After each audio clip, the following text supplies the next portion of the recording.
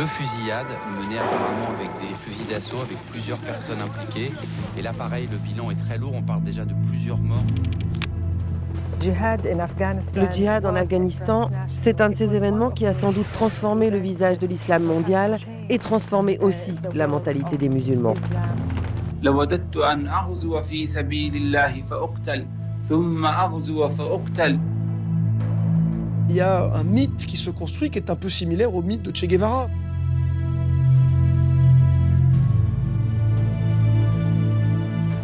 فنحن نتوقع لأمريكا يوما أسود وترجع وتلم أطرافها وتسحب جثث أبنائها إلى أمريكا.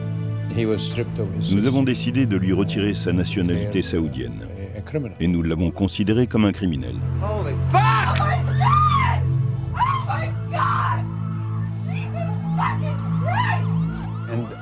Tout le monde s'est mis à remercier Allah en disant « ça y est, on l'a fait ». Et Ben Laden leur a répondu « non, attendez ». C'était leur objectif, créer une armée islamique mondiale, l'armée du califat.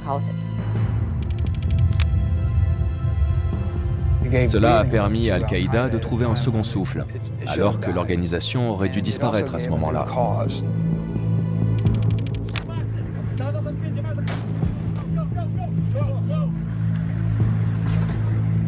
Good evening. The United States has conducted an operation that killed Osama bin Laden, the leader of Al-Qaïda. Il dit qu'il avait mis sur les rails le djihad et que désormais il appartient à d'autres générations de remettre l'islam dans sa gloire. لتحقيق غايتهم فسارعوا إلى إعلان الخلافة وتنصيب إمام أمانة ثقيلة. L'État islamique, c'est une administration, c'est une armée avec un chef, une mission, des moyens, des véhicules, du matériel et qui fait la guerre.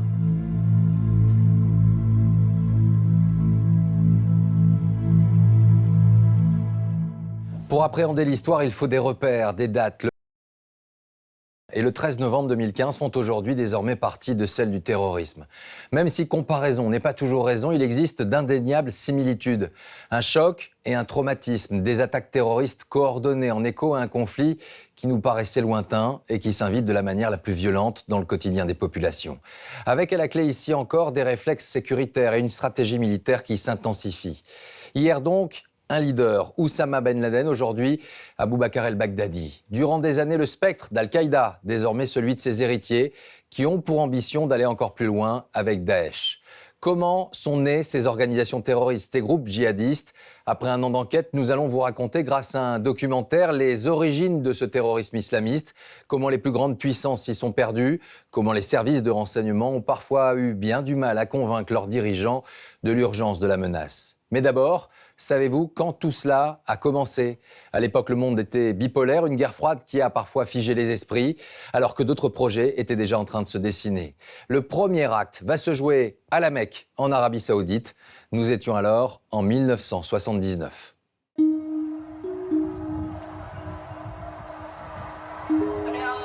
Ce jour-là, des milliers de pèlerins sont rassemblés autour de la Kaaba, la pierre sacrée de la grande mosquée de la Mecque, pour célébrer le passage à l'an 1400 du calendrier musulman. Lorsque soudain des coups de feu retentissent, un commando armé vient de prendre la place de l'imam qui assure la prière. Une voix alors résonne dans tous les haut-parleurs.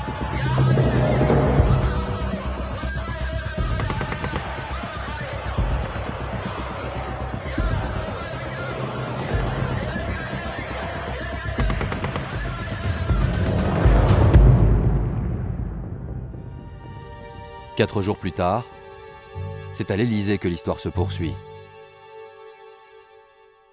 Le président Giscard d'Estaing vient de recevoir un appel des autorités saoudiennes. C'est une prise d'otage qui est en cours à la grande mosquée de la Mecque.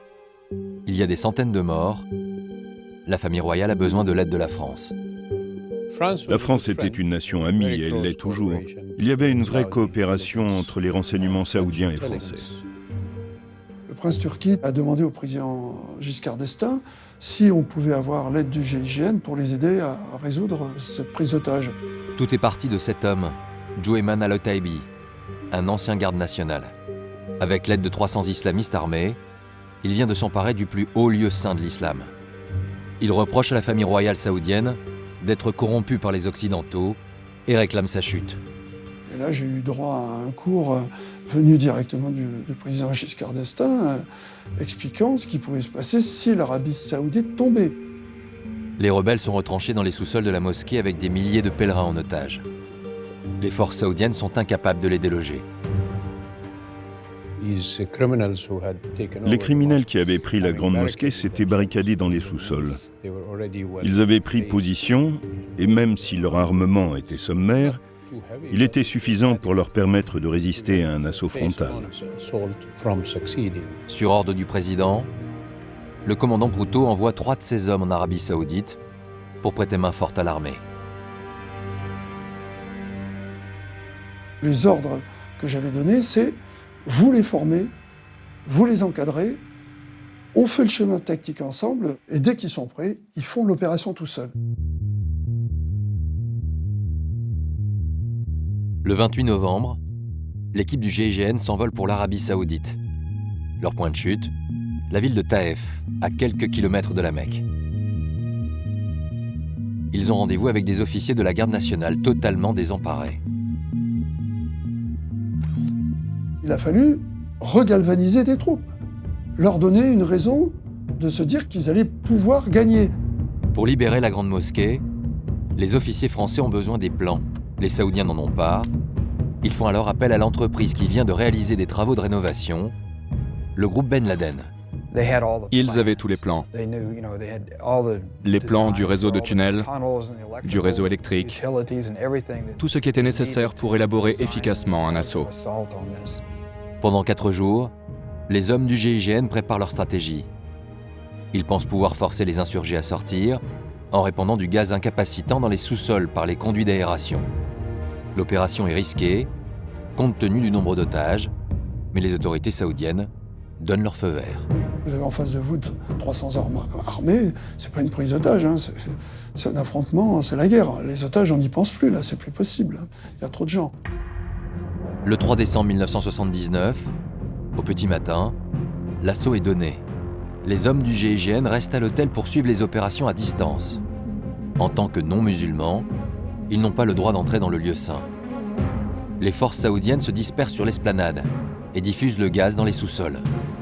Quelques minutes plus tard, les premiers rebelles sortent à l'air libre et sont aussitôt capturés. Dans les sous-sols, quelques insurgés résistent à coups de lance-flammes. Équipés de masques à gaz, les soldats saoudiens progressent dans l'obscurité.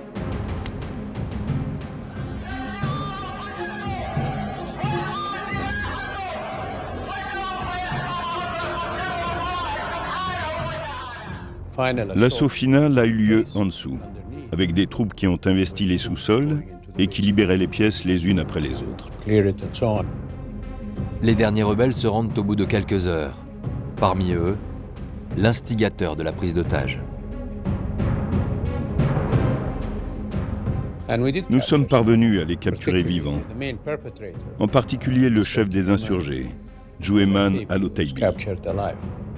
Après 14 jours de siège, grâce à l'aide de la France, l'armée saoudienne reprend le contrôle de la grande mosquée. Tous les insurgés capturés seront exécutés dans les jours suivants. Parmi eux, de nombreux djihadistes étrangers venus rallier la cause de ces fanatiques saoudiens.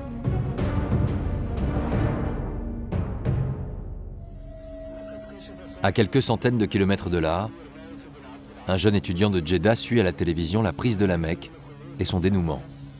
C'est la première fois qu'il assiste à un acte de djihad international, où des hommes de différentes nationalités se battent ensemble pour défendre une cause religieuse commune.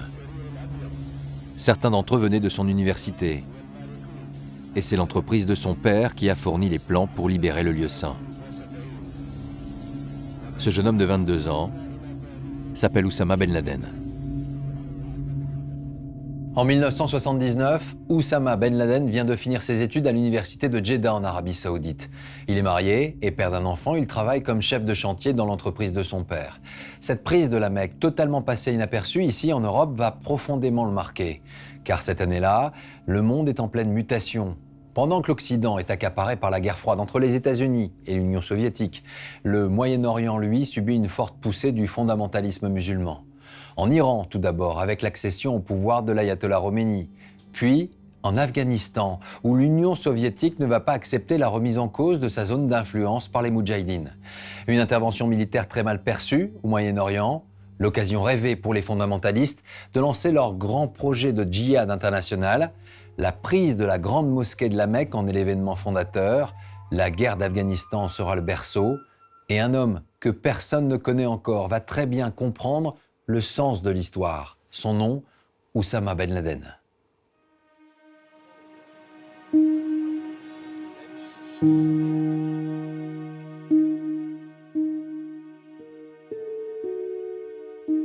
Ce jour-là, alors que l'armée soviétique envahit l'Afghanistan, Oussama Ben Laden reçoit la visite d'un agent du renseignement saoudien, un homme qu'il connaît depuis l'université. Les renseignements saoudiens comptaient 5 personnes à l'époque et l'un d'entre eux était le professeur d'Oussama. Et l'homme a une mission à lui proposer. Partir au Pakistan et gérer l'aide financière que le royaume veut apporter aux Moudjahidines afghans. L'Union soviétique voulait s'étendre jusqu'au Pakistan. Alors le royaume d'Arabie se devait de répondre à la demande de soutien pakistanaise et aider les Afghans à lutter contre l'occupation soviétique. Les services de renseignement cherchent un émissaire à envoyer sur place, un homme de confiance. À 23 ans, Oussama Ben Laden a le profil idéal. Ben Laden a déjà une fortune personnelle. Il a accès au fonds de la famille, donc il est capable de, en un clin d'œil presque, lever des millions de dollars. Il a un capital financier et puis il a des appuis politiques. Car le jeune Saoudien fait partie d'une des plus riches familles du pays, proche du pouvoir. Son père, Mohamed Ben Laden, s'est construit un empire industriel dans le secteur du bâtiment. C'était un bâtisseur musulman. Il avait rénové les plus importants lieux saints de l'islam. La famille s'est fait un nom, mais Oussama n'est que le 11e fils dans cette fratrie de plus de 50 enfants. Il fait partie des laissés pour compte. Il n'était pas l'un des fils aînés, donc il n'avait aucun privilège. Il faisait partie du groupe des fils de second rang. Ses frères et sœurs sont tous allés faire leurs études à l'étranger et ont adopté un mode de vie occidental. Oussama, lui, n'a jamais quitté l'Arabie saoudite. À l'école, puis à l'université, il a grandi sous l'influence des fondamentalistes musulmans. Son professeur d'éducation physique était apparemment très charismatique. Il a enrôlé beaucoup de jeunes hommes dans la confrérie des frères musulmans. Il a été entraîné dans des débats à propos de l'islam et de la voie à suivre par les vrais musulmans. Marié à l'âge de 17 ans, Oussama a hérité de plus de 30 millions de dollars à la mort de son père. Mais il a toujours su qu'il n'évoluerait jamais au sein de l'entreprise familiale. Alors cette proposition des services de renseignement saoudiens est enfin l'occasion de faire quelque chose de sa vie.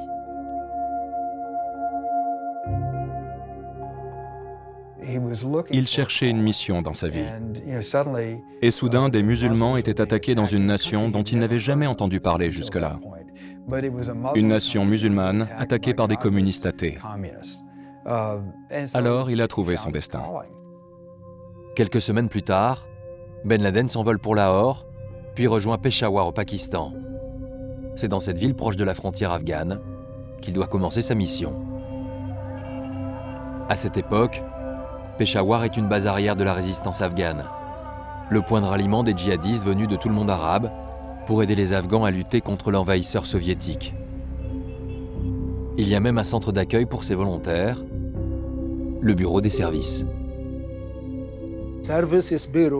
Le bureau des services se chargeait d'encadrer les combattants étrangers pour les envoyer ensuite aider les combattants afghans.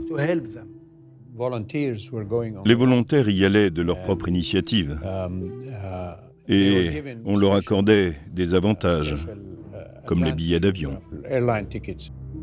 Dès son arrivée, Ben Laden a rendez-vous avec celui que l'on surnomme le père du djihad, Abdallah Azzam.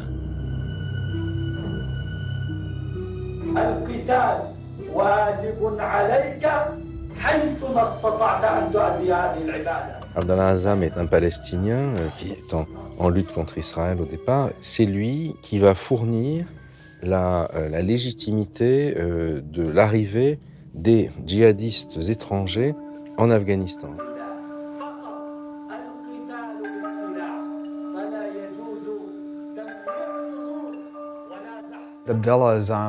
Abdallah Azzam a créé une légende mystique à propos du djihad. Il décrivait une sorte de lieu magique où les guerriers regardaient leurs vêtements criblés de balles sans que celles-ci ne les aient touchés. Il fera le tour du monde, mosquée après mosquée, pour raconter ces légendes, ces expériences religieuses mystiques. Et cela a fasciné de nombreux jeunes hommes musulmans, comme Oussama. Le discours d'Azzam séduit immédiatement Ben Laden, qui s'investit corps et âme pour la cause. Le jeune millionnaire saoudien accepte de devenir le secrétaire particulier du père du djihad et met sa fortune et son réseau à sa disposition.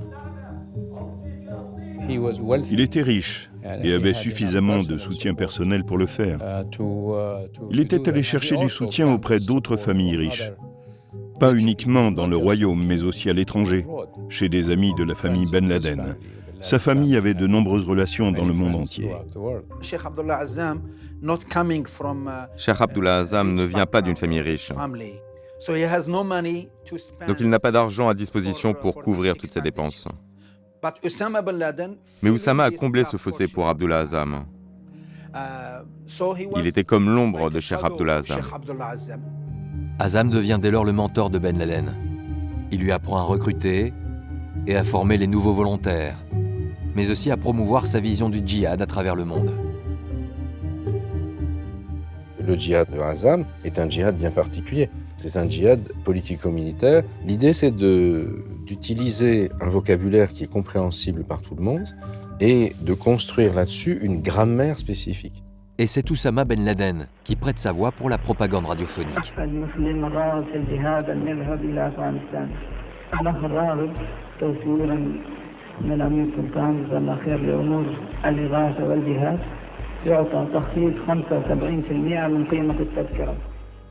Pendant 4 ans, Ben Laden voue une admiration et une fidélité sans limite à son mentor. Et leur collaboration porte ses fruits. Le bureau des services de Peshawar accueille sans cesse de nouveaux candidats au djihad venus de tous les pays musulmans. Le djihad en Afghanistan est un événement transnational qui est devenu global en capitalisant sur les sentiments des musulmans. C'est un de ces événements qui a sans doute transformé le visage de l'islam mondial et transformé aussi la mentalité des musulmans. Azzam décide alors d'emmener Ben Laden de l'autre côté de la frontière, en Afghanistan, au cœur du conflit. Et c'est là que le jeune Saoudien va commencer à écrire son histoire.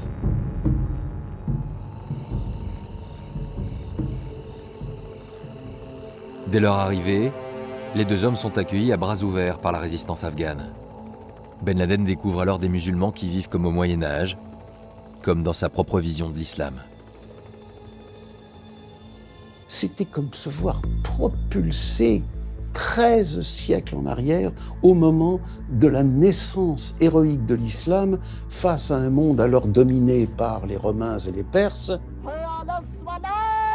Ces paysans afghans qui luttaient d'une façon si héroïque, si farouche, paraissaient dans leur piété, cette façon qu'ils avaient d'interrompre même le combat pour se prosterner à leur rituel de la prière, même si les obus volaient. Évidemment que pour Ben Laden, c'était retrouver la pureté des origines. Mais il constate également que la résistance manque cruellement de ressources et de coordination. L'afflux de djihadistes ne suffit pas. Ils ne tiendront pas longtemps face à la puissante armée soviétique. Malgré son absence de culture militaire, Azzam demande à Ben Laden de rester avec eux pour les aider à se structurer. Durant des mois, il puise dans ses ressources pour renforcer les infrastructures afghanes, acheter des armes et construire sa légende. C'est au cœur de ces montagnes afghanes qu'il va établir son camp de base.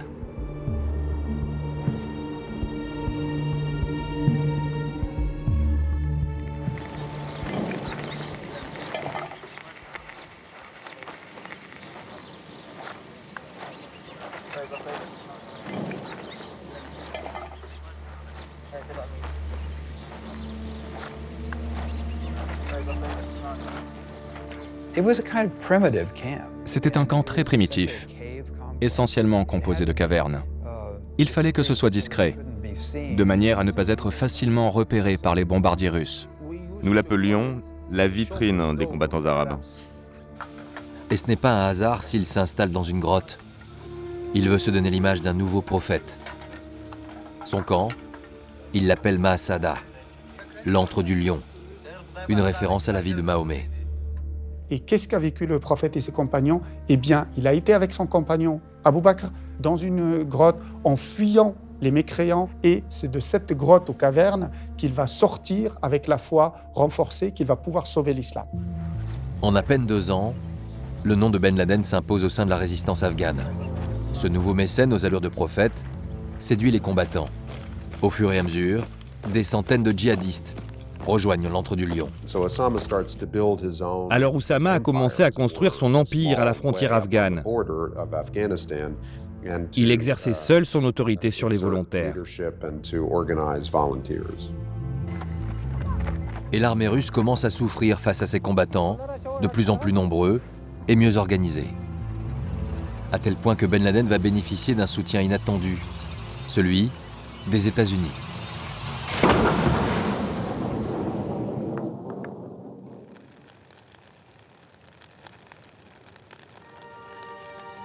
À Washington, les autorités américaines suivent de très près la situation en Afghanistan. Nous sommes en pleine guerre froide, et ce conflit qui s'éternise est l'occasion rêvée de déstabiliser l'Union soviétique.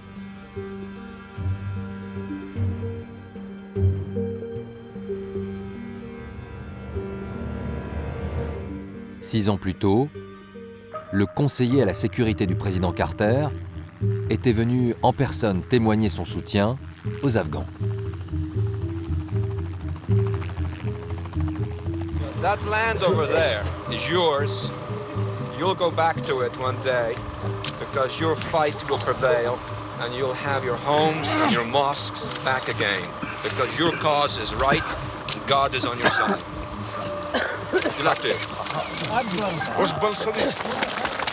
En 1986, l'administration américaine constate que les Afghans tiennent toujours tête aux Soviétiques. Le moment est venu de les aider à gagner cette guerre. Ils ont pris la décision d'améliorer l'aide apportée par les Américains et les Saoudiens aux rebelles afghans, avec plus d'argent et plus d'armes sophistiquées, et notamment des missiles Stinger et des missiles antiaériens. Les États-Unis, l'Arabie saoudite et le Pakistan étaient alliés à l'époque contre l'Union soviétique. Il était entendu que les 3 pays apporteraient de l'aide aux Moudjahidines en Afghanistan.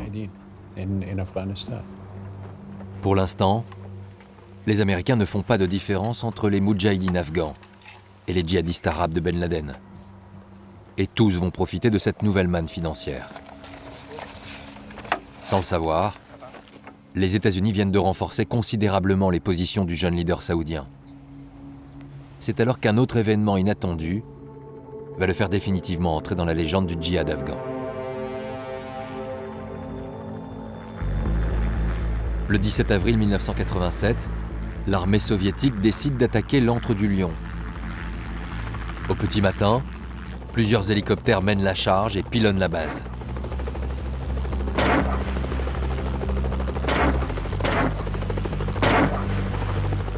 Au sol, les forces spéciales tentent d'envahir le site. Mais Ben Laden et une cinquantaine de djihadistes se retranchent dans les grottes. Armés de kalachnikovs et de missiles antiaériens, ils résistent aux assaillants. Les combats vont durer 7 jours. Mais Ben Laden n'y fait pas bonne figure. Ce n'est pas un guerrier, il ne sait pas se servir d'une arme. Un jour, il va même s'évanouir au cours des combats.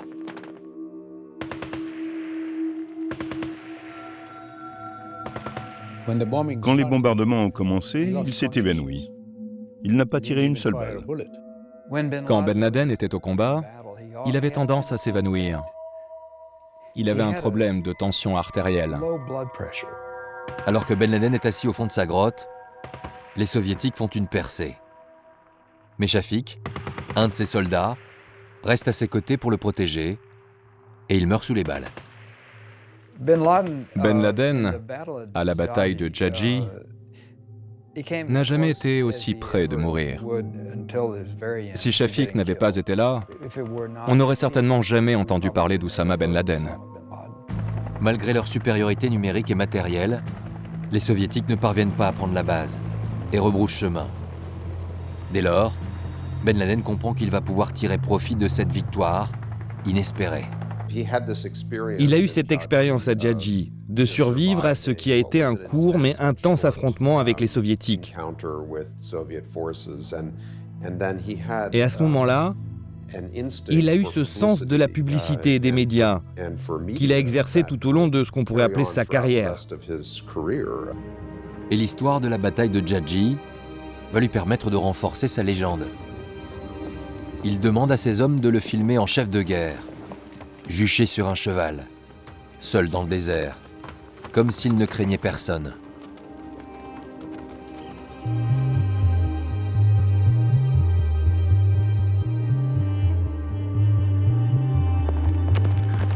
Ces mises en scène vont circuler dans tout le Moyen-Orient, accompagnées d'interviews dans lesquelles il va raconter ses exploits.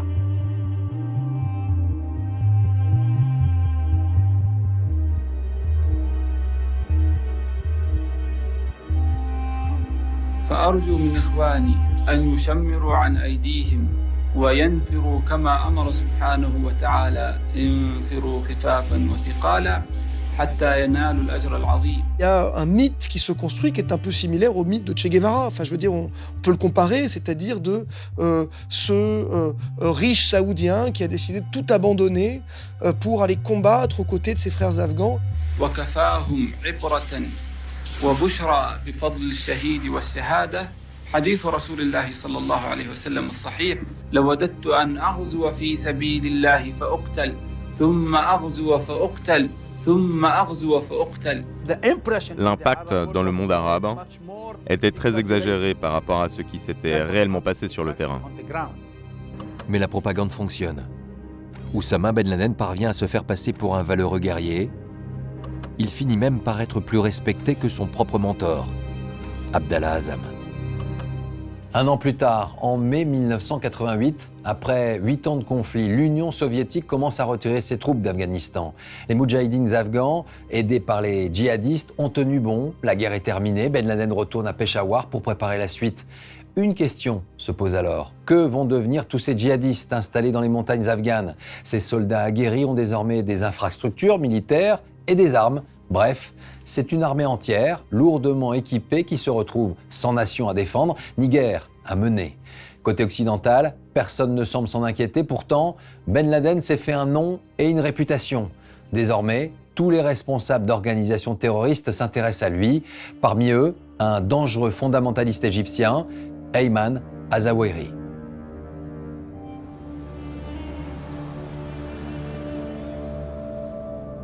We are here, the real Islamic front against Zionism, communism and imperialism. La ilaha illallah! La ilaha illallah! 6 ans plus tôt, Ayman al-Zawahiri était jugé au Caire pour l'assassinat du président égyptien al-Sadat. Faute de preuves, il est acquitté à l'issue du procès, mais il se fait tout de même remarquer pour ses propos radicaux. We believed in our religion, both as an ideology and practice, and hence we tried our best to establish this Islamic state and Islamic society. La ilaha illallah! Cet ancien médecin dirige une organisation terroriste, le djihad islamique égyptien. Son ambition est claire, il veut créer un État islamique sur la terre des pharaons. Al-Zawahiri voulait changer le monde arabe. Il voulait l'islamiser et y planter les graines du djihad là où il fallait le faire. En 1988, la CIA apprend que Zawahiri vient d'arriver au Pakistan. Et il n'est pas le seul. Plusieurs groupes terroristes convergent vers ce pays. Mais les Américains, obnubilés par leur victoire imminente contre l'Union soviétique, ne prêtent pas attention à ces fanatiques musulmans. Je peux rappeler une cruelle conversation que j'ai eue auprès des responsables américains à l'ambassade des États-Unis au Pakistan. J'ai dit, messieurs, est-ce que vous connaissez l'idéologie de ces groupes? Est-ce que vous savez ce qu'ils préparent au cas où les Soviétiques se retirent? Et les Soviétiques vont se retirer, leur guerre est perdue. Et la réponse donnée sous forme de boutade a été « Nous ne sommes pas là pour bâtir une nation, nous sommes là pour faire saigner du russe ». J'ai le souvenir d'un directeur général qui, dans une discussion avec son homologue de la CIA, lui avait dit « Est-ce que vous ne craignez pas d'avoir allumé une mèche que vous ne saurez pas éteindre ?» Et le directeur de la CIA de l'époque lui avait répondu « Mais nous contrôlons tout puisque nous payons ».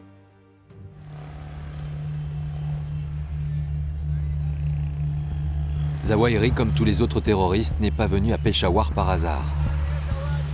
Il est venu rencontrer Oussama Ben Laden, car il pourrait l'aider à concrétiser un projet.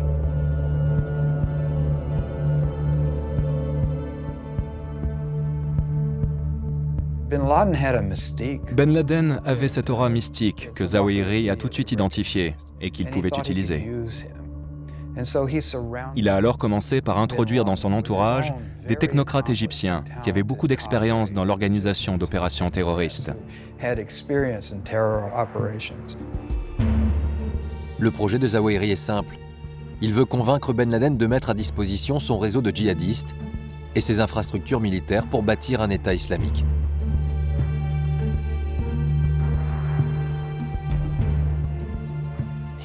Ben Laden pensait qu'il contrôlait ces Égyptiens. La vérité est qu'ils s'exploitaient mutuellement. Ben Laden est séduit par l'idée, mais il veut connaître l'avis de son mentor, Abdallah Azzam. En août 1988, alors que le retrait des troupes soviétiques a commencé, les trois hommes se réunissent chez Ben Laden. Tous sont d'accord pour la création d'un État islamique, c'est leur ambition commune. Mais avant cela, ils décident de fonder une organisation internationale pour rassembler tous les djihadistes. Ils l'appellent Al-Qaïda, la base. Oussama Ben Laden en devient le commandant en chef. On lui a donné ce rôle de leader, non pas parce qu'il avait les meilleures idées ou qu'il était le meilleur orateur, mais simplement parce qu'il avait les ressources financières et qu'il avait aussi le désir profond de jouer ce rôle. Ces hommes avaient des rêves. Je pense qu'ils ont tous imaginé qu'Al-Qaïda pouvait être un moyen de les réaliser. L'organisation est créée, reste à savoir quel pays pourrait servir de fondation à leur État islamique. C'est sur ce point qu'il y a quelques divergences. Ben Laden voulait chasser les soviétiques d'Afghanistan jusqu'en Russie et faire du Caucase une région islamique. Zawahiri, quant à lui, ne voulait pas abandonner son rêve de renverser le pouvoir en Égypte. C'était son principal objectif. Quant à Azzam, il voulait aller en Palestine. Pour l'instant, aucun projet ne fait l'unanimité. Alors, en attendant de trouver un terrain d'entente, chacun repart chez lui pour suivre son propre combat. Leur départ marque la fin du djihad afghan pour les centaines de combattants étrangers entraînés par Ben Laden pendant près de 10 ans. Tous vont regagner leur pays d'origine et attendre les consignes d'Al-Qaïda. Initialement, Al-Qaïda va être uniquement une sorte de point de contact entre des moudjahidines, entre des combattants de la foi qui se sont connus à un moment donné et qui veulent garder le contact. Mais l'organisation va rapidement perdre l'un de ses fondateurs. Abdallah Azzam, le père du djihad, mentor de Ben Laden, meurt dans un attentat à la voiture piégée 1 an après la création d'Al-Qaïda. Tous les regards se tournent alors vers Zawahiri. Pour Zawahiri, c'était un obstacle en moins. Il avait un accès total à Ben Laden, sans personne pour interférer avec une orientation différente de la sienne, comme Azzam aurait pu le faire, lui qui avait tant d'influence sur Ben Laden. Maintenant, Zawahiri l'avait pour lui tout seul. Ben Laden et Zawahiri se retrouvent désormais seuls à la tête d'Al-Qaïda, et leur désir de djihad va prendre une autre voie. De retour sur ses terres, Oussama Ben Laden a bien l'intention de faire valoir sa nouvelle image. Le fils oublié de la famille est désormais considéré comme un chef de guerre. Sa légende a fait le tour des mosquées du pays Et la mosquée familiale va lui servir de tribune.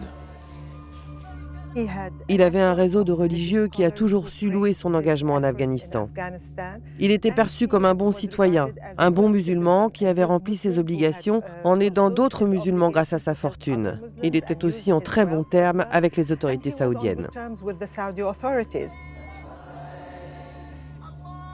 Il a commencé à faire des prêches tous les vendredis à la mosquée et de manière informelle à rassembler des gens autour de lui. Il évoquait alors ses idées sur le djihad mondial et sur l'islam politique. Sous l'influence de Zawahiri, Ben Laden s'est radicalisé. Son discours n'est plus seulement religieux, il est politique. L'Union soviétique s'est écroulée, le monde est en train de changer.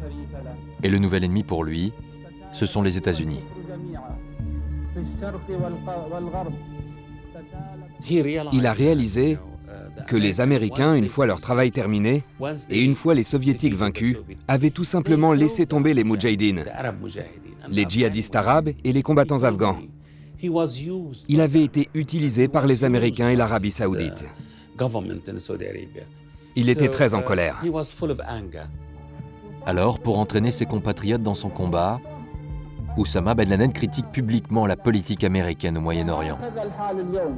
لن يوقف الأمريكان دعمهم لليهود في فلسطين الذين يقتلون المسلمين حتى نوجعهم ضربا وحتى نرفع راية الجهاد فلا ينتهون حتى نجاهدهم ولا يكف بأس الكفار إلا بالجهاد ولا يحق الحق إلا بالجهاد ولا Et c'est un événement qui va encore renforcer sa haine des Américains. L'invasion du Koweït par l'Irak en août 1990. Un geste très vite condamné par la communauté internationale, même si pour l'instant aucune nation n'est prête à intervenir.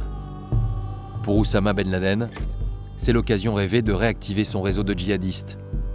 Avant que les États-Unis ne récupèrent ce conflit, il contacte le ministre de la Défense saoudien et lui propose ses services, ceux d'Al-Qaïda. Il lui a dit « J'ai une grande expérience. Je peux mobiliser de nombreux moudjahidines arabes, grâce auxquels nous pourrons battre Saddam Hussein. » Donc, vous n'avez pas besoin de faire appel aux troupes américaines. Envoyez-moi au Koweït, je libérerai le Koweït au nom de l'islam, et nous conserverons par la même occasion la pureté du royaume, en refusant aux infidèles de fouler le sol de la terre sacrée. C'était ça le sens de son message. On lui a dit « Merci beaucoup, ne nous appelez plus, nous vous contacterons. » Et ce qu'il craignait est arrivé. The 28 countries with forces in the Gulf area have exhausted all reasonable efforts to reach a peaceful resolution. Have no choice but to drive Saddam from Kuwait by force. We will not fail. En février 1991, le nouveau président américain George Bush lance l'opération Tempête du désert. Un déferlement de bombes s'abat sur l'armée de Saddam Hussein. Aux côtés des États-Unis, 33 pays participent à la coalition contre l'Irak. Un mois plus tard, la guerre s'achève. Et comme le craignait Ben Laden, l'armée américaine s'installe à la frontière saoudienne pour protéger le pays avec l'accord de la famille royale. Ben Laden s'est alors retourné contre son propre pays, ou du moins contre ses dirigeants. Le ministre de l'Intérieur a réagi. Ils ont alors décidé de l'interroger et lui ont conseillé d'éviter la provocation. Et ça, c'est un problème que les Saoudiens n'avaient jamais rencontré auparavant. Il s'agissait d'un Saoudien célèbre qui critiquait ouvertement la famille royale. Alors, il voulait le faire taire. Oussama Ben Laden, le héros d'Afghanistan, est devenu dérangeant dans son propre pays. Mais peu importe. Son associé Zawahiri vient de trouver une nouvelle terre d'accueil pour leur projet d'État islamique, le Soudan.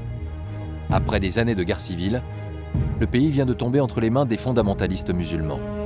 En mai 1991, Ben Laden s'installe à Khartoum, la capitale. Ici, l'homme qui a lancé la révolution islamique s'appelle Hassan al-Tourabi. Il est l'éminence grise du pouvoir en place. Sous son influence, Le Soudan vient d'imposer une application stricte de la charia dans tout le pays. Hassan al-Tourabi voulait créer au Soudan une sorte d'international islamiste. Une manière pour eux de répandre leur vision de la religion dans le monde entier. Le Soudan, à cette époque-là, devient la Mecque des djihadistes, en quelque sorte. C'est-à-dire tous ceux qui ont une idéologie proche de Ben Laden et surtout qui sont anti-occidentaux vont aller au Soudan. Le terrorisme islamiste prospère au Soudan, avec la bénédiction des autorités locales. Des organisations algériennes, yéménites, somaliennes, palestiniennes ou encore égyptiennes ont pignon sur rue à Khartoum. Et ça, c'est des institutions qui intéressent Ben Laden parce qu'il pense que ça peut, lui, en s'appuyant sur ces différentes organisations, essayer de développer ses idées de création d'un califat dont il serait évidemment le calife à la place du calife. Le leader d'Al-Qaïda a désormais une ambition très claire. Puisque personne ne veut de son armée de djihadistes, il va investir dans le terrorisme. Ben Laden et ses millions de dollars sont alors accueillis à bras ouverts au Soudan. Tourabi l'invite à toutes les cérémonies officielles. Tourabi voulait développer le Soudan. C'était un pays plein de promesses, avec son accès au Nil, ses riches terres agricoles, son pétrole. Et pourtant, il était incroyablement pauvre et mal géré. Il recherchait des investisseurs. Pour pouvoir agir dans l'ombre, Oussama Ben Laden va tenter de se bâtir une image de bienfaiteur. Il finance entre autres la construction d'une route qui traverse tout le pays. Un chantier gigantesque sur lequel il entend ici encore communiquer. À cette époque, Robert Fisk, un journaliste anglais, est en reportage à Khartoum, lorsqu'un de ses amis, un ancien combattant d'Afghanistan, lui fait une étrange proposition. Il me dit un jour avec un grand sourire, « Je veux que tu m'accompagnes dans le désert, il y a quelqu'un qu'il faut que tu rencontres. » Alors je lui ai demandé qui est-ce. Je te le dirai en chemin. Après un long périple dans le désert, la voiture s'arrête au bord d'une route en construction.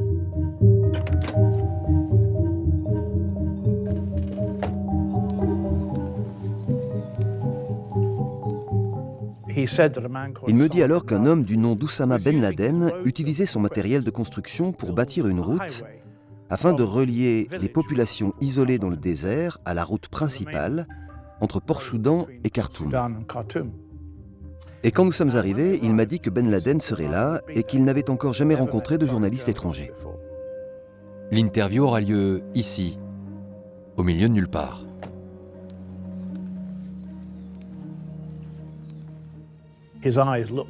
Il m'a regardé et j'ai été présenté.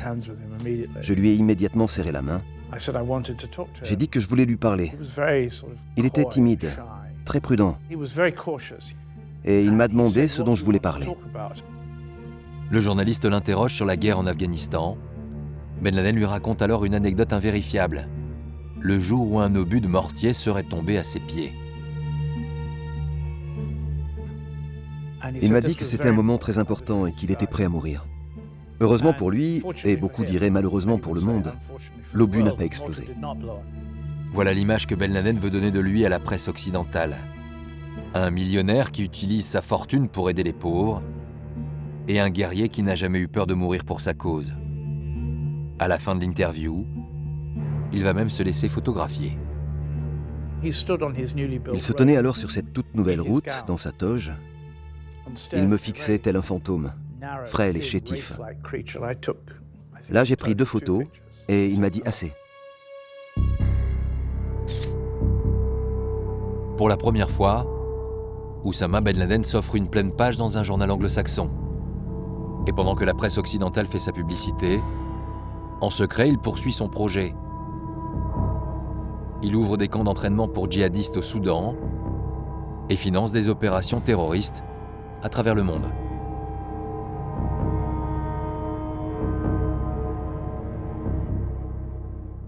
Au début des années 90, le terrorisme international prend une nouvelle dimension. De petites cellules islamistes voient le jour un peu partout dans le monde, et certaines passent à l'action.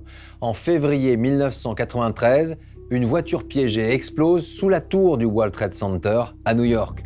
En juillet 1995, une tentative d'assassinat contre le président égyptien Hosni Moubarak échoue en Éthiopie. Et la CIA finit par trouver un point commun à toutes ces attaques. Leur source de financement remonte inexorablement vers le Soudan, la République islamique où s'est réfugié toujours le même homme, Oussama Ben Laden. En 1995, la CIA commence à avoir des doutes sur les activités réelles de ce millionnaire saoudien exilé au Soudan. Il y avait des réunions entre les hommes de Ben Laden et des groupes venus d'autres pays, des groupes de conspirateurs. Ce n'était donc pas simplement pour parler business. C'est à ce moment-là que nous avons commencé à nous intéresser à lui. Nous devions replonger dans nos archives, trouver tout ce que nous avions sur lui. Nous devions comprendre qui était cet homme dont le nom apparaissait partout. Était-il simplement un Saoudien dilettante qui jetait de l'argent par les fenêtres au nom du djihad? Ou avait-il un projet que nous devions comprendre pour savoir si nous devions l'éliminer?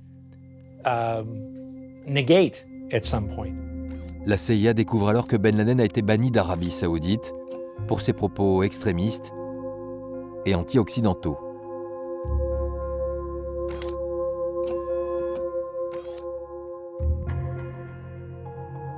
Il y a eu de nombreuses tentatives pour le ramener en Arabie Saoudite. Sa famille lui a envoyé des gens, ses frères lui ont rendu visite, sa mère l'a appelé au téléphone pour lui demander de rentrer. Alors quand il a fini par refuser toutes ces propositions, nous avons décidé de lui retirer sa nationalité saoudienne et nous l'avons considéré comme un criminel. Tous ses avoirs ont été gelés par le gouvernement. Mais je pense qu'il devait avoir d'autres comptes en banque qui n'avaient pas été saisis. La CIA est persuadée que Ben Laden finance des attentats depuis le Soudan. Mais en l'absence de preuves concrètes, il reste intouchable. D'autant que sa famille, elle, est très proche du pouvoir saoudien, allié des Américains. Alors, pour tenter de couper la source de financement des terroristes, la seule mesure acceptable d'un point de vue diplomatique, c'est de demander au leader soudanais Al-Tourabi de l'exiler.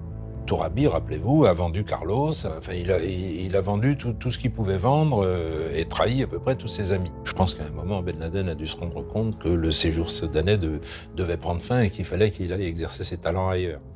Il y a été. Ben Laden disparaît à nouveau. Il a trouvé une autre terre d'accueil, là où tout a commencé pour lui, en Afghanistan. Depuis la fin du conflit avec l'Union soviétique, le pays est laissé à l'abandon. Différents chefs de guerre afghans se livrent une guerre acharnée pour en prendre le contrôle. Parmi eux, les talibans, des fondamentalistes musulmans, issus des zones tribales, soutenus par la population. C'était un nouveau pays, dirigé par des gens qu'il n'avait jamais rencontrés.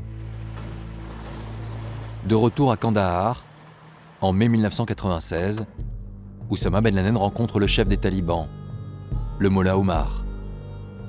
Il obtient sa protection et lui prête allégeance. Sa principale valeur aux yeux des talibans, c'était ses combattants arabes. Et ces combattants étaient des djihadistes aguerris, prêts à mourir sur le champ de bataille, prêts à se donner la mort dans des attentats suicides si nécessaire. Et Ben Laden va alors utiliser la mainmise qu'il a sur ses hommes pour se rendre indispensable aux yeux des talibans. Le pacte scellé, Ben Laden s'installe dans un petit village, caché dans les montagnes. Il est temps pour lui de faire savoir aux djihadistes du monde entier qu'il est de nouveau actif en Afghanistan. Il enregistre alors une fatwa, une nouvelle déclaration de guerre contre l'Occident.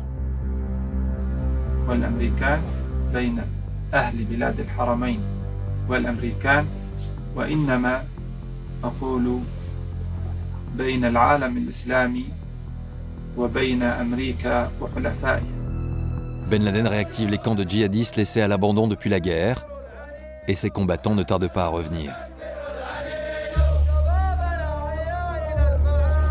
Ce jour-là, filmé par ses hommes, Ben Laden passe en revue ses nouvelles recrues. À ses côtés, Ayman al-Zawahiri, le terroriste égyptien, est de retour, lui aussi en Afghanistan. Les volontaires reçoivent ici une formation paramilitaire, avant de repartir chez eux, créer leur propre cellule. En quelques mois, Al-Qaïda tisse sa toile, sur tous les continents. Ben Laden avait bien compris le principe de la progression géométrique. J'entraîne un homme dans un de mes camps en Afghanistan, il rentre chez lui, disons en Afrique du Sud, et à son tour, il entraîne d'autres hommes. Comme ça, en préparant seulement un homme, vous pouvez en gagner une douzaine, voire une vingtaine. Et Ben Laden sait aussi s'entourer. Parmi les nombreux terroristes venus rallier sa cause, il croise un certain Khaled Sheikh Mohammed. Mohamed a rencontré Oussama Ben Laden, d'une part pour lui demander de l'argent, et d'autre part pour lui témoigner son respect. D'origine pakistanaise, cet ingénieur diplômé aux États-Unis est soupçonné d'avoir financé plusieurs attentats, dont celui du World Trade Center en 1993. Un an auparavant, il aurait même déjà tenté d'envoyer des avions de ligne contre des gratte-ciel. Oussama a vu en Khaled Sheikh Mohammed un ingénieur très talentueux qui avait comme lui de grands projets. Ben Laden lui demande de repenser ce projet et lui donne carte blanche. Il le nomme chef des opérations. Khaled Sheikh Mohammed devient le numéro 3 d'Al-Qaïda, son surnom, Al-Mok, le cerveau. Sheikh Mohammed, Ben Laden et Zawahiri. En 1996, Al-Qaïda a un nouvel état-major. Moi, j'ai toujours considéré que le vrai chef d'Al-Qaïda, c'était Ayman Zawahiri, le vrai, celui qui définit la ligne, que le vrai opérationnel, c'était Khaled Sheikh Mohammed, le Pakistanais, formation scientifique, etc., qui met tout ça très bien en musique, et que Ben Laden, il est là parce qu'il a une figure charismatique, il parle bien, il est beau, il a du fric. Voilà. Alors, on a tout concentré sur Ben Laden, c'est plus complexe que ça. Les éléments dangereux, vraiment dangereux, de l'organisation, à nos yeux, c'était Zawahiri et Khaled Sheikh Mohammed. En parallèle, Ben Laden entretient sa couverture. Personne ne doit soupçonner qu'il est à la tête d'une organisation terroriste internationale. Alors il continue de manipuler la presse. Abdul Bari Atwan, un journaliste palestinien basé à Londres, est à son tour invité à le rencontrer. Nous sommes en novembre 1996. Il a rendez-vous au bord d'une route, à la frontière afghane. J'ai pris ça très au sérieux. Je savais qu'il était très important et qu'il allait devenir une grande personnalité.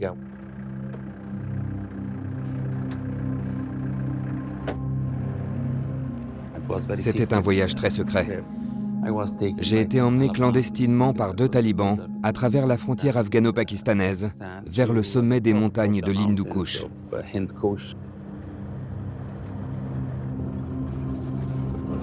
Le pick-up s'arrête à l'entrée d'un petit village. Un homme vient accueillir le journaliste à sa descente de voiture. Il ne le reconnaît pas immédiatement.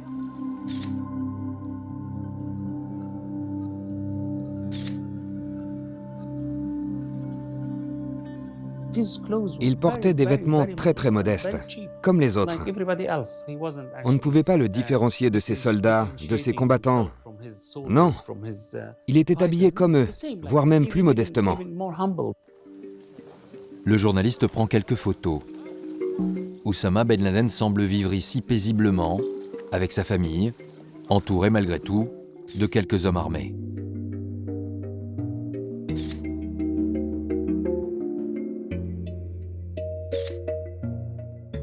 C'était une sorte de quartier général pour ses partisans, ses soldats.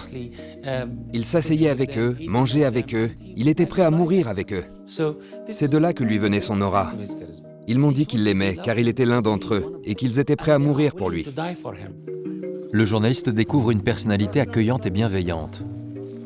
À ses côtés, un homme muni d'une caméra. C'est Abu Moussab al-Souri, surnommé le Syrien, un disciple de Ben Laden, qui gère sa communication. Bari Atwan est convié à les suivre dans une maison en torchis pour commencer l'interview. J'ai passé des heures avec lui, à discuter du monde musulman et de ce qui allait se passer dans un avenir proche pour les musulmans.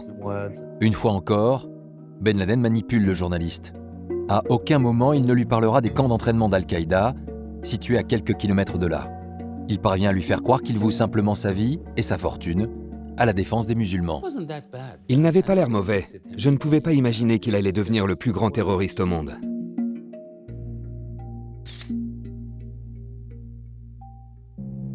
Ben Laden parvient à duper à nouveau la presse étrangère, mais pas la CIA.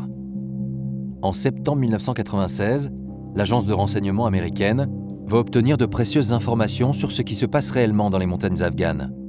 Un terroriste repenti vient de se rendre. Il aurait pris la fuite après avoir volé plus de 100 000 $ dans les caisses des djihadistes et de nombreux documents qui témoignent du fonctionnement de l'organisation. C'était crédible. Il avait pas mal de réponses à nos questions. Il expliquait des choses dont on avait connaissance mais qu'on ne comprenait pas encore. 8 ans après sa création, la CIA vient de découvrir l'existence d'Al-Qaïda. Il est clair qu'Al-Qaïda était une organisation comme on n'en avait encore jamais vu. Aucune autre organisation dite terroriste n'avait la taille, la modernité et la capacité d'action d'Al-Qaïda. Ils se revendiquaient comme l'armée islamique. C'était leur objectif, créer une armée islamique mondiale, l'armée du califat. Et la gestion d'Al-Qaïda est stupéfiante. Ben Laden a mis en place un système d'avantages sociaux pour ses membres, comme dans une entreprise multinationale.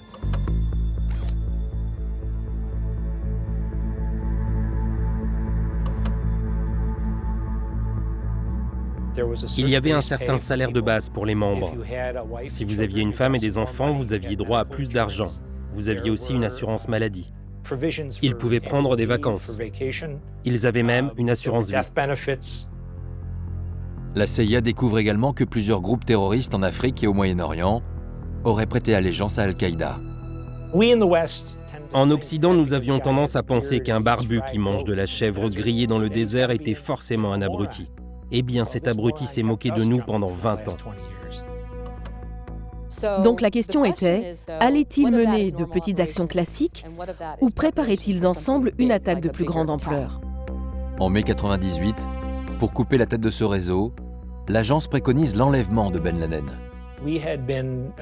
Nous avions entraîné des agents afghans et des hommes de la CIA pour kidnapper Oussama Ben Laden et l'emmener discrètement dans un pays dont personne n'aurait eu connaissance.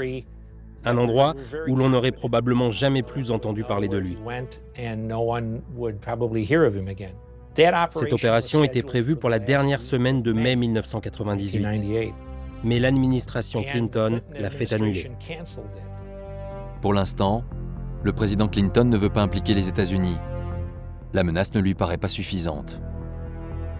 Pourtant, le 26 mai 1998, le jour même où la CIA avait programmé son enlèvement, Ben Laden passe à la vitesse supérieure.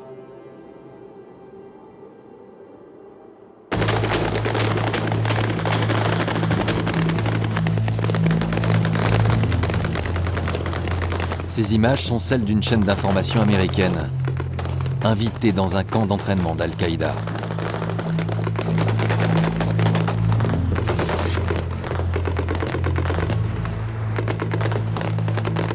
Pour la première fois, il s'adresse directement aux Américains.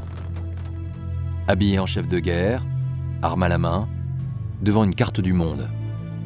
ولكن المعركة اليوم مع الأمريكان أضخم بكثير من معركتنا مع الروس، حيث أن الأمريكان ارتكبوا حماقة لم يسبقهم إليها أحد، إذ اعتدوا على أعظم مقدسات الإسلام وعلى قبلة 1200 مليون مسلم.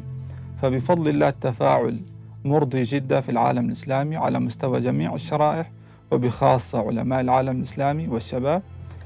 فنحن نتوقع لأمريكا يوما أسود وترجع وتلم أطرافها وتسحب جثث أبنائها إلى أمريكا بإذن الله. La menace est claire et Ben Laden ne se cache plus. Quelques jours plus tard, il organise une conférence de presse en Afghanistan, en présence de nombreux journalistes venus de tout le Moyen-Orient.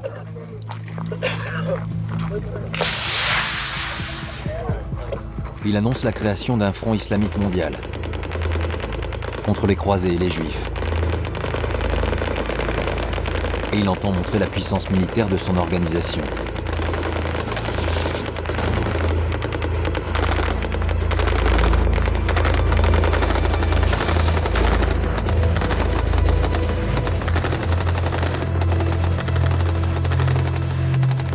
Ce jour-là, Oussama Ben Laden jubile. La guerre contre l'Occident est officiellement déclarée. Ils disent « Votre temps est écoulé ». Le compte à rebours était lancé. Ce n'était plus qu'une question de temps.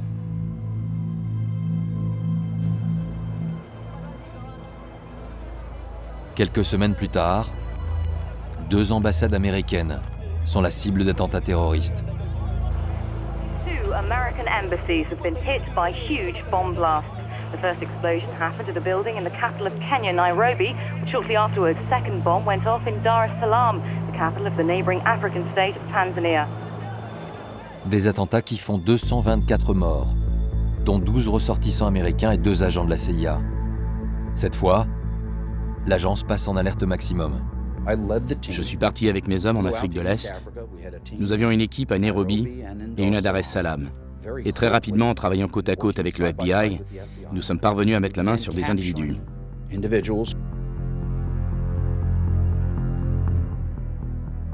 Ils ont immédiatement avoué être des membres d'Al-Qaïda et avoir travaillé pour Oussama Ben Laden. C'est là qu'on découvre la capacité d'organisation d'Al-Qaïda à l'époque et qui nous montre dès le départ qu'ils sont capables de frapper à 2 endroits en même temps avec une extrême coordination. Pour la première fois, la Maison-Blanche prend au sérieux l'organisation terroriste. Le président Clinton donne son feu vert pour éliminer Ben Laden. Good afternoon. Today I ordered our armed forces to strike at terrorist-related facilities in Afghanistan and Sudan. Our mission was clear: to strike at the network of radical groups affiliated with and funded by Osama bin Laden, perhaps the preeminent organizer and financier of international terrorism in the world today. Un navire de guerre américain stationné en mer Rouge envoie des missiles de croisière sur plusieurs sites, en Afghanistan et au Soudan. Les infrastructures sont détruites, mais Ben Laden, lui, reste introuvable. Je pense que la réponse des États-Unis n'était pas à la hauteur. Nous aurions dû avoir des gens sur le terrain pour le tuer ou le capturer immédiatement après ces attaques. Dès lors, la CIA met tout en œuvre pour le retrouver. Mais la traque s'annonce difficile.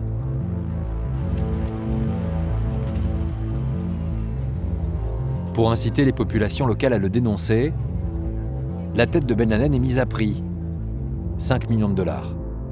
Ce n'était pas une petite somme d'argent, mais personne ne l'a prise. Les Afghans avaient accepté de le protéger et ça aurait été déshonorant pour eux de nous le livrer. La CIA tente également d'infiltrer Al-Qaïda. Mais ici encore, c'est un échec. Le meilleur endroit pour recruter quelqu'un qui pourrait infiltrer Al-Qaïda, c'est à la périphérie de l'organisation. Les gens qui leur vendent des armes, ceux qui s'occupent des planques, ou encore qui fabriquent les faux papiers. Mais le problème, c'est qu'une fois qu'ils les avaient infiltrés, ils devenaient l'un des leurs. Car ils découvraient un système qui les attirait. Infiltrer Al-Qaïda est beaucoup plus difficile que ça ne l'était avec l'Union soviétique. En 2000, les Américains parviennent à le localiser à 2 reprises dans le sud de l'Afghanistan, grâce à leurs drones. Mais la première fois, c'est la présence de civils qui les empêche d'agir.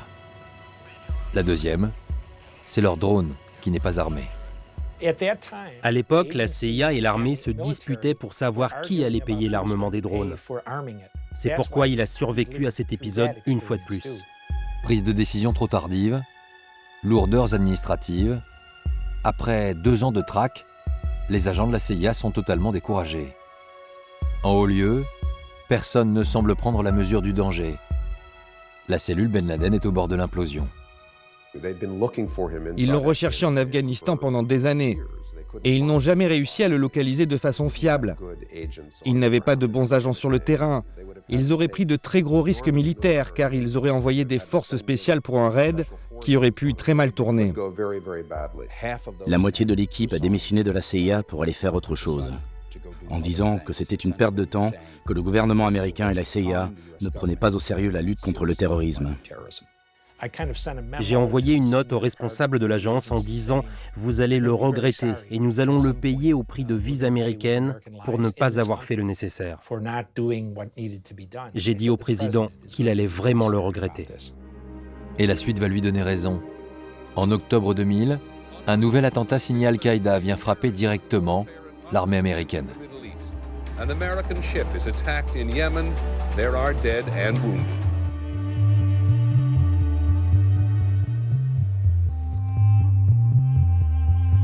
If, as it now appears, this was an act of terrorism, it was a despicable and cowardly act. We will find out who was responsible and hold them accountable. L'attaque de l'USS Cole est l'attentat le plus meurtrier pour les Américains depuis 1983. Mais il intervient au mauvais moment pour les États-Unis, en pleine période électorale, et le message de Bill Clinton ne sera pas suivi d'effet. En janvier 2001, George W. Bush devient le 43e président américain et il ne se préoccupe absolument pas du terrorisme islamiste. Pour lui, une poignée de fanatiques ne peut pas menacer sérieusement la plus grande nation occidentale. Pourtant, au même moment, Ben Laden, en cavale depuis des mois dans les montagnes afghanes, s'apprête à lancer une opération de grande envergure sur le sol américain. Le 9 janvier, au sud de Kandahar, Oussama Ben Laden profite du mariage de l'un de ses fils pour réunir en secret l'état-major d'Al-Qaïda. Il leur annonce que tous les attentats perpétrés jusque-là n'avaient qu'un seul objectif, pousser l'armée américaine à déployer ses troupes en Afghanistan pour leur faire subir le même sort que les soviétiques. Il pensait pouvoir détruire les armées occidentales en terre d'islam. Ben Laden était très déçu, car cette fois encore, son désir était d'appâter les États-Unis et de provoquer des représailles en Afghanistan. Mais les États-Unis n'y ont pas répondu. Alors pour les faire réagir, Ben Laden annonce à ses lieutenants qu'il veut frapper directement les États-Unis sur leur propre sol. Depuis des mois, Khaled Sheikh Mohammed, son chef des opérations, prépare en secret une attaque spectaculaire. Oussama Ben Laden vient lui demander de passer à l'action. Dans les semaines qui suivent, des informations alarmantes remontent des services de renseignement européens, et notamment de la France. Dès le début 2001, on commence à se dire qu'il va se passer quelque chose d'énorme. C'est une accélération des projets d'attentats qui nous reviennent, et particulièrement de projets d'attentats simultanés, en particulier contre des avions américains.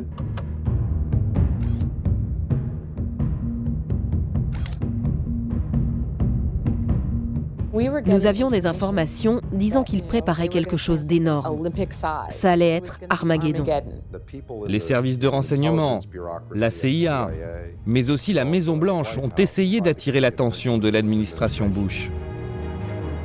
Le 6 août 2001, des officiers du département d'État viennent rendre visite au président Bush dans son ranch. À leurs yeux, la situation est grave. Entre leurs mains, une note de la CIA évoquant clairement le risque d'attentat sur le sol américain.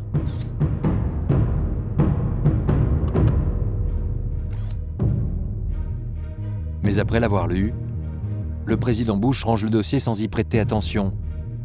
Une erreur de jugement que l'Amérique va payer très cher. Notre administration en était encore à la guerre froide. Il ne comprenait pas qu'un groupe non gouvernemental puisse être aussi fort qu'un État. 19 membres d'Al-Qaïda passent sans encombre les contrôles de sécurité de 3 aéroports américains. Les terroristes embarquent dans 4 avions de ligne, parmi les passagers.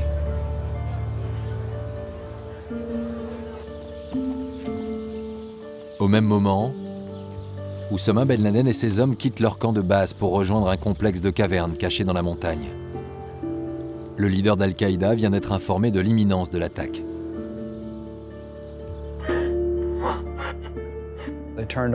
Ils se sont branchés sur la BBC. La plupart de ces hommes n'étaient pas au courant de ce qui allait se passer. Il avait gardé le secret.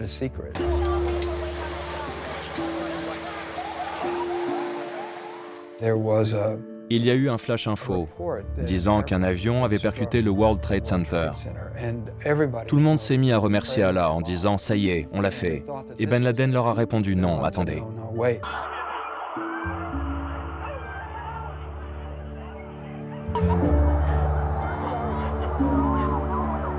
Pour Oussama Ben Laden, l'opération est un succès sans précédent. Le monde ne sera plus jamais comme avant. Au siège de la CIA, la cellule Ben Laden est aussitôt réactivée. Objectif prioritaire, capturer mort ou vif le terroriste saoudien. On savait tous qui avait fait ça. J'étais le spécialiste d'Oussama Ben Laden, alors le 11 septembre, on m'a rappelé pour le traquer. Une vingtaine d'agents spéciaux sont alors mobilisés. Toutes les données disponibles sur Al-Qaïda sont analysées pour tenter de le localiser. On avait des agents qui ne connaissaient rien au terrorisme, mais qui étaient experts dans d'autres domaines. Donc je courais partout pour leur donner des conseils et jouer les mentors. Avant, je travaillais seul, là j'avais un groupe de 20 personnes. Au bout de quelques semaines, ils finissent par déterminer une zone en Afghanistan où Ben Laden aurait pu établir son camp de base. Et c'est une nouvelle vidéo qui vient confirmer cette information. Depuis ces montagnes, le terroriste continue de provoquer l'Amérique. قد أصابها الله سبحانه وتعالى في مقتل من مقاتلها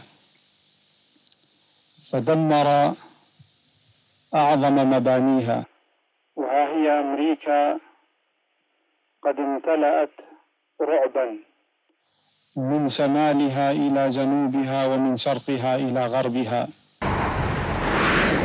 Les États-Unis n'ont plus le choix.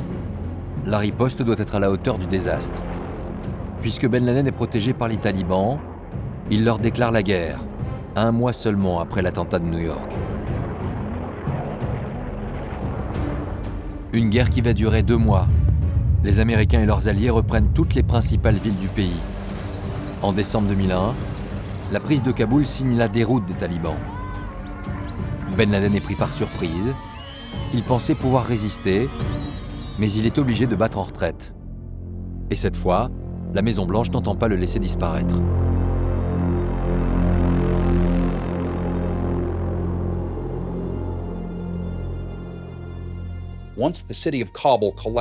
Quand la ville de Kaboul est tombée, Ben Laden s'est enfui vers l'est. Il est retourné vers Jalalabad. J'ai alors proposé mon propre plan et mobilisé une partie de mes hommes pour les envoyer à Jalalabad. Une équipe est envoyée sur place. Une mission risquée dans cette partie du pays toujours sous contrôle des talibans et des hommes d'Al-Qaïda. Pendant des jours, ils tentent de retrouver la trace de Ben Laden.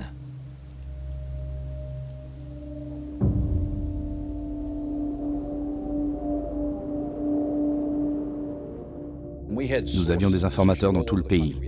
Nous avions des hommes par téléphone satellite. Nous avions des hommes au sommet des montagnes. Nous avions des hommes dans les villages. Ils nous appelaient pour nous dire « il est ici, il est là ».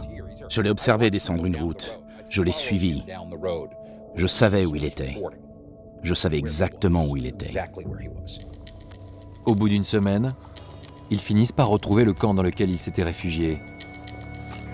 Au cœur des montagnes, le leader d'Al-Qaïda est très protégé, entouré d'une centaine de talibans et de djihadistes bien armés. Ils m'ont appelé.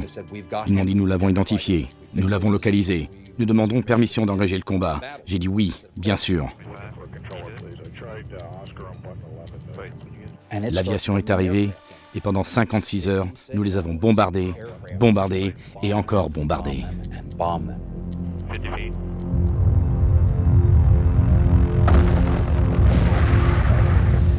Le camp est détruit.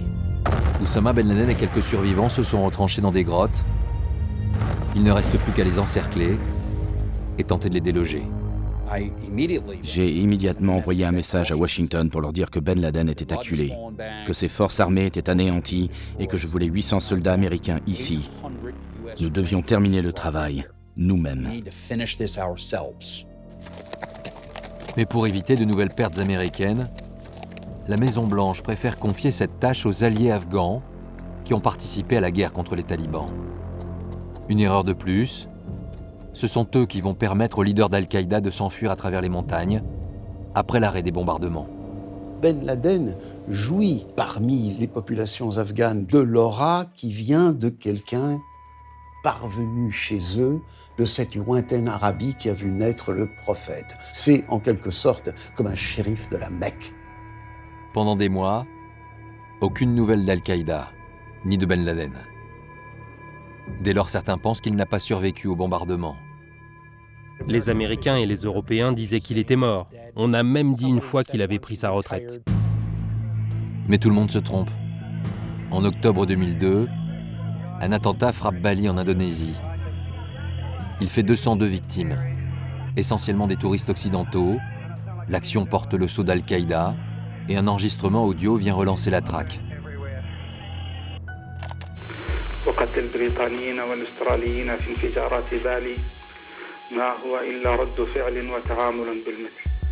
La CIA est formelle. C'est bien la voix de Ben Laden. En faisant référence à l'attentat de Bali, le leader d'Al-Qaïda date son enregistrement et confirme qu'il est bel et bien vivant. La nouvelle se répand dans le monde entier. L'une des choses que nous avons perdues en Occident, c'est le pouvoir du silence. Ben Laden le connaissait bien, ce pouvoir. On ne l'entendait plus pendant 12 ou 18 mois, et tout d'un coup, il réapparaissait, avec une déclaration ou une vidéo ou un discours qui allait occuper les médias du monde entier pendant 3 ou 4 jours. C'était un maître du silence.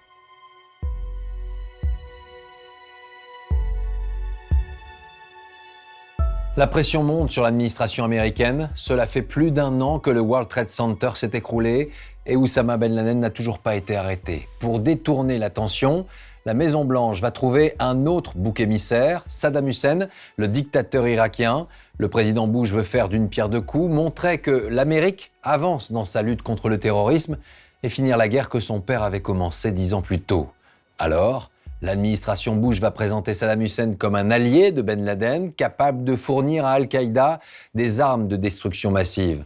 Un grand jeu de manipulation qui ne va rien arranger, bien au contraire.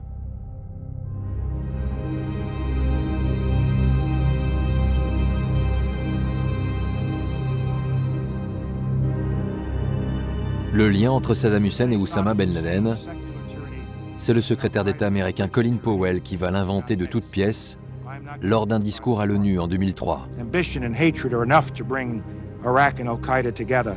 Enough so Al-Qaeda could learn how to build more sophisticated bombs and learn how to forge documents. And enough so that Al-Qaeda could turn to Iraq for help in acquiring expertise on weapons of mass destruction. L'Américain moyen ne peut pas comprendre qu'il a eu 3000 morts dans un attentat extraordinaire et que l'ennemi, ce soit en fait une bande d'une cinquantaine de va-nu-pieds dans les montagnes de Tora Bora. Ce qui va légitimer la guerre en Irak. Disant, il y a forcément un État derrière, il y a forcément un grand méchant derrière, bien organisé, etc., ce qui va permettre à l'administration américaine de vendre la guerre contre l'Irak. Non seulement rien de tout cela n'est fondé, mais surtout de nombreux observateurs étrangers craignent les conséquences d'une guerre en Irak. C'est notamment la position de la France. Il y a 10 jours, le secrétaire d'État américain, M. Powell, a évoqué des liens supposés entre Al-Qaïda et le régime de Bagdad. En l'état actuel de nos recherches et informations menées en liaison avec nos alliés, rien ne nous permet d'établir de tels liens. En revanche, nous devons prendre la mesure de l'impact qu'aurait sur ce plan une action militaire contestée actuellement. Une telle intervention ne risquerait-elle pas d'aggraver les fractures entre les sociétés, entre les cultures, entre les peuples, fractures dont se nourrit le terrorisme? Mais les Américains ne tiennent pas compte de l'avis de la communauté internationale. Le 20 mars 2003, l'Amérique s'engage dans une guerre contre l'Irak. L'armée de Saddam Hussein ne résiste pas longtemps au bombardement massif de la capitale. 9 mois plus tard, le dictateur irakien est capturé, puis exécuté. Le pays passe dans un premier temps sous occupation américaine, mais leur gestion du pouvoir va engendrer le chaos. L'administration américaine a viré l'essentiel du corps des officiers de l'armée irakienne de Saddam et l'essentiel du corps des fonctionnaires, qui se sont retrouvés du jour au lendemain sans paye, sans retraite et sans rien. Qu'est-ce qu'ils ont fait? Ils sont allés se jeter dans les bras des djihadistes pour lutter contre l'occupation américaine. Car les Américains ont surtout décidé de donner les clés du pays à la majorité chiite, jusque-là tenue à l'écart du pouvoir. Ce changement radical va raviver les tensions entre les deux communautés musulmanes du pays, les chiites et les sunnites. Et ce sont les terroristes qui vont en profiter, car les sunnites en colère vont venir grossir leurs rangs. C'est la naissance d'Al-Qaïda en Irak. Ce soutien sunnite, ça sera le basculement de la logique d'Al-Qaïda en Irak, c'est-à-dire que le conflit sectaire ou confessionnel à l'intérieur du monde musulman, entre sunnites et chiites, va l'emporter sur la lutte contre les impies. Cela a permis à Al-Qaïda de trouver un second souffle, alors que l'organisation aurait dû disparaître à ce moment-là. Cela a aussi donné aux musulmans qui détestaient les États-Unis une raison de rallier Al-Qaïda. Dans les années 2000, l'organisation terroriste est en plein essor. Oussama Ben Laden a montré l'exemple. De nombreux groupes islamistes dans le monde entier s'inscrivent dans sa lignée. Al-Qaïda est devenu une marque, un label dont tous veulent se revendiquer.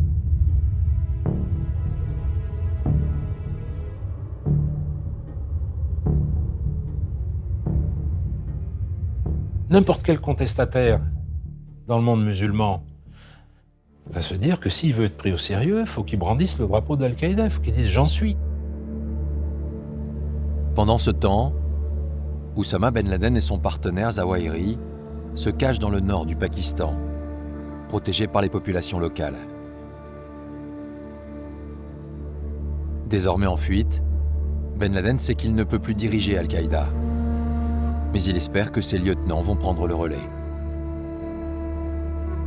Il estime que sa mission est globalement accomplie à partir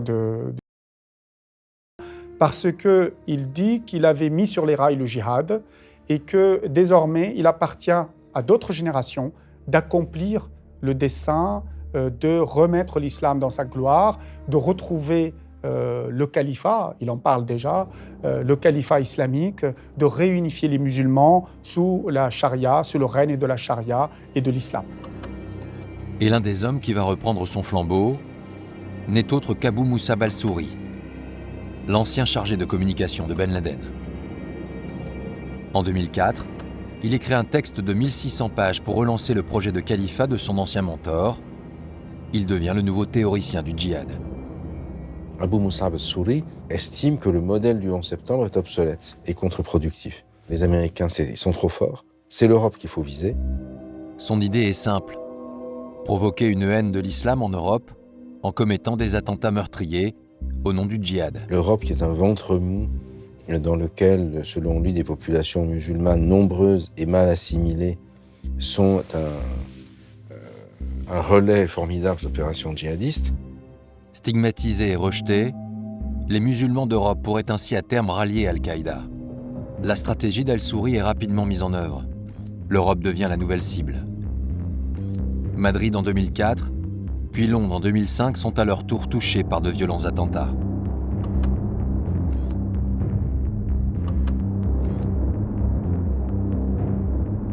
Mais la nouvelle stratégie d'Al-Qaïda concerne surtout son implantation au Moyen-Orient. Un autre disciple de Ben Laden prend lui aussi du pouvoir.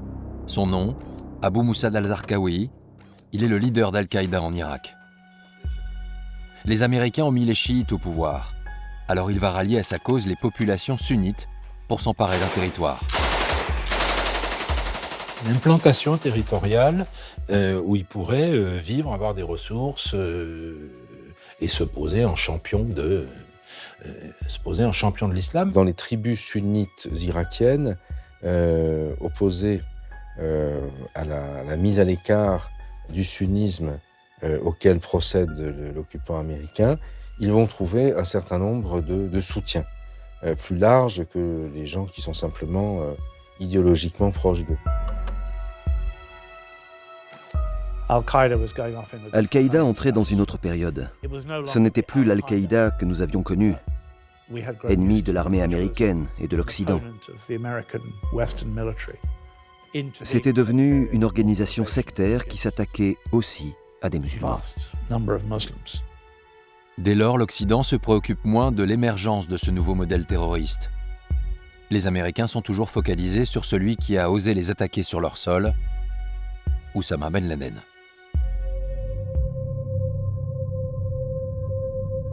En 2005, il reste introuvable. Il est en fait retranché dans une forteresse secrète au nord du Pakistan. Il ne vivait pas particulièrement entouré de gardes, et il ne semblait pas non plus avoir prévu d'échappatoire. C'était comme s'il se sentait suffisamment protégé par les gens autour de lui. Car Ben Laden ne s'est pas installé dans n'importe quelle ville. Abbottabad est le lieu de villégiature des services secrets pakistanais et abrite également une académie militaire. Autant dire que la présence du plus grand terroriste international ne peut pas passer inaperçue.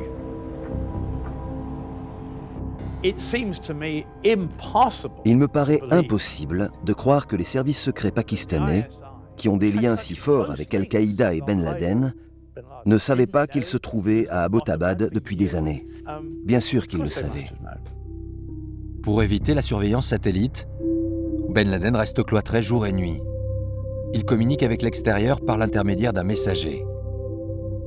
C'est donc seul qu'il attend son heure en regardant la télévision. Il ne pense pas vivre longtemps, en réalité. Il est quasiment convaincu que globalement les Américains vont le tuer dans les 2 années à venir et que ça serait presque bien qu'ils le tuent dans les 2 années à venir parce que sa vie se calerait presque sur la vie du prophète. Il aurait vécu 2 ans dans une retraite spirituelle et ainsi il serait mort véritablement comme le prophète. Sa vie aurait été à l'image de la vie du prophète. Mais Ben Laden restera 5 ans enfermé dans son complexe, jusqu'à ce que les services secrets pakistanais finissent par révéler sa position aux Américains. Les Pakistanais, qui devaient se sentir quand même un peu enquiquinés dans cette affaire, n'ont rien dit pendant assez longtemps. Le problème ensuite, ça a été la diffusion de l'info qui a dû petit à petit filtrer à l'extérieur, jusqu'à ce que ça atteigne les Américains et la présidence américaine choisisse le meilleur moment pour mener son opération. Le 1er mai 2011, quelques jours seulement après l'annonce de sa candidature pour un 2e mandat, le président américain Barack Obama donne son feu vert à l'opération Trident de Neptune. L'intervention doit être rapide et discrète. Les plus hauts responsables américains suivent le déroulement de l'assaut depuis la Maison-Blanche. À 23h30, une vingtaine de Navy Seals, des soldats d'élite américains, sont téléportés vers Abbottabad.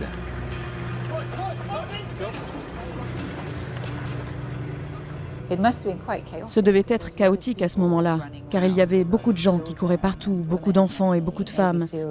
Et les Navy Seals ne voulaient tuer aucun d'entre eux s'ils pouvaient l'éviter. Mais les ordres sont clairs. Ils doivent ouvrir le feu à la moindre résistance. Les soldats américains fouillent toutes les pièces du complexe une par une.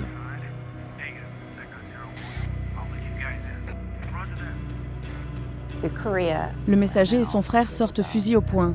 Ils sont abattus. Les Seals courent partout dans la maison, grimpent les escaliers. Et lorsqu'un des fils de Ben Laden apparaît, il est abattu à son tour.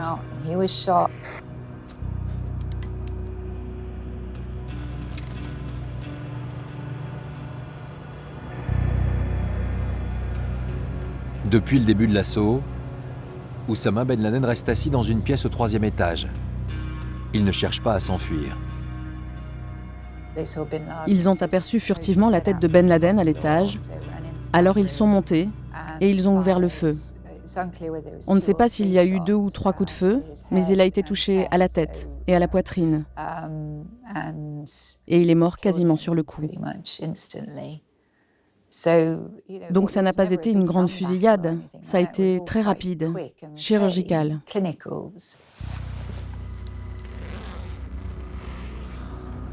L'assaut aura duré 38 minutes. Les soldats américains ne s'attardent pas. Ils récupèrent tous les documents qui traînent, les ordinateurs, les disques durs. Mais surtout, ils emportent avec eux le corps d'Oussama Ben Laden pour le faire disparaître. Quelques minutes plus tard, le président Barack Obama s'apprête à annoncer la nouvelle au monde entier.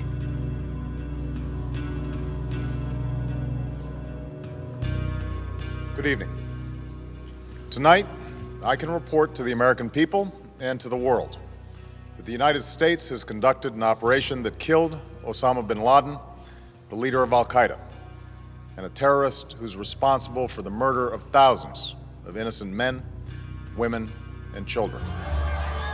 Très vite, les Américains descendent dans la rue pour célébrer cette victoire symbolique. 10 ans après les attentats,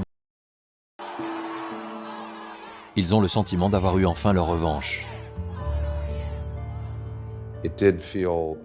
Ça ressemble à la fin d'un long épisode de l'histoire américaine. Malheureusement, le monde a changé. Et la violence des idées insufflée par Ben Laden perdure toujours dans des pays comme la Syrie.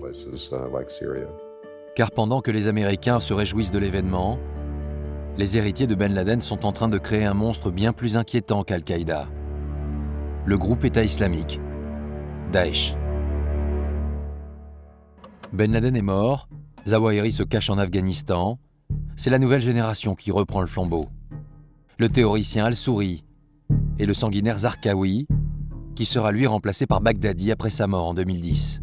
Baghdadi et un certain nombre d'autres qui, là, ont transformé le système en s'inscrivant contre Al-Qaïda historique et en développant, alors eux, une stratégie de contrôle territorial en Irak, puis en Syrie. En 2012, Al-Qaïda en Irak étend son emprise jusqu'en Syrie, en récupérant des zones délaissées par le dictateur Bachar el-Assad. Le pays est en pleine guerre civile depuis la révolution arabe, et les terroristes en profitent pour allier à leur cause les tribus sunnites syriennes.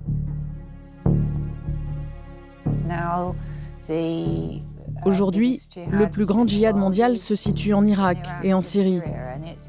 Et des gens viennent se battre des 4 coins du monde, exactement comme pour le djihad en Afghanistan dans les années 80. Baghdadi compare d'ailleurs son action à celle du djihad afghan. Le 5 juillet 2014, il fait sa première apparition publique dans la grande mosquée de Mossoul, une ville désormais aux mains des terroristes. Ce jour-là, il est venu s'autoproclamer calife de l'État islamique, le nouveau nom de l'organisation terroriste. كتاب يهدي وسيف ينصر وإن إخوانكم المجاهدين قد من الله تبارك وتعالى عليهم بنصر وفتح ومكن لهم بعد سنين طويلة من الجهاد والصبر ومجالدة أعداء الله ووفقهم ومكنهم لتحقيق غايتهم فسارعوا إلى إعلان الخلافة وتنصيب إمام أمانة ثقيلة.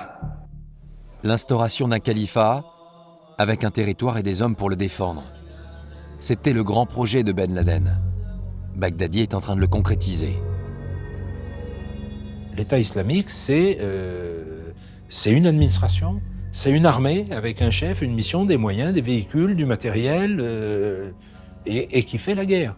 La restauration du califat va être très difficile à déraciner. Aujourd'hui, on a des mesures, on a des stratégies, on a des armées, mais on n'a pas un projet politique à offrir face à ce projet politique planté par Ben Laden. Une nouvelle entité terroriste, encore plus violente que les précédentes. Une nouvelle guerre internationale, sur le sol syrien cette fois. De nouvelles vagues d'attentats, et notamment en France. Depuis 40 ans, l'histoire se répète, sans que l'on parvienne à enrayer le terrorisme islamiste et son pouvoir de contamination.